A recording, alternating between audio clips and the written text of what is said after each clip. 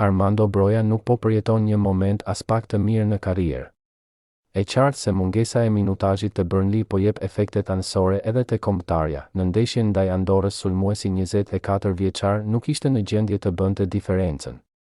Për të dëshmuar situatën e vështirë profesionale, Broja gjatë largimit nga fusha e blerë për në dhomat e zhveshjes pas përfundimit të ndeshjes u pa i përlotur. Moderatori dhe humoristi Julian Deda ka reaguar në rrjetet sociale për këtë situatë. Kokën lart Armando Broja. Ti ke kontributin tënd të padiskutueshëm në këtë sukses të kombëtares.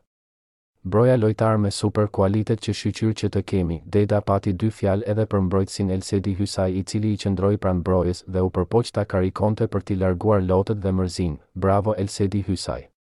Gjest prej profesionisti.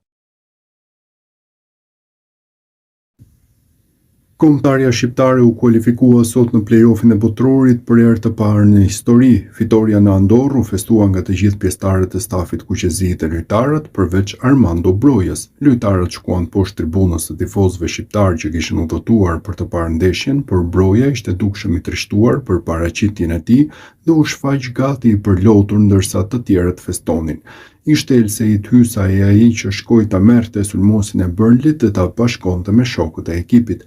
Broja, i cili nuk la gjurmë, u zëvendësua në minutën e 59 të ndeshjes me Uzunin, kur sfida ishte bllokuar ende në shifrat 0-0, përpara se Kristian Aslani të shënonte golin dhe të jepte fitoren e madhe Shqipërisë që e çon në play-offin e botrorit. Kombëtarja shqiptare ka fituar 1-0 finalen ndaj Andorrës duke zyrtarizuar pjesëmarrjen në play-offin e botrorit, fal edhe fitores së Anglisë ndaj Serbisë me rezultatin 2-0.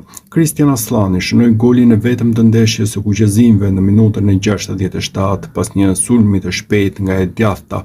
Myrto Uzuni pasoi bukur në zonë për mesfushorin e Torinos, i cili me të djathtë ndërgoi topin në rrjet.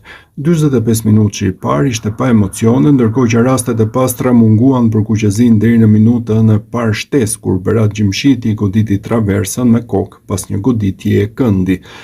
Anglia ndërkohë fitoi 2-0 ndaj Serbisë, duke bërë që kombëtarja të zërë vendin e dytë në grup me 14 pikë, 4 më shumë se Serbia, kur ka mbetur vetëm një ndeshje për të luajtur.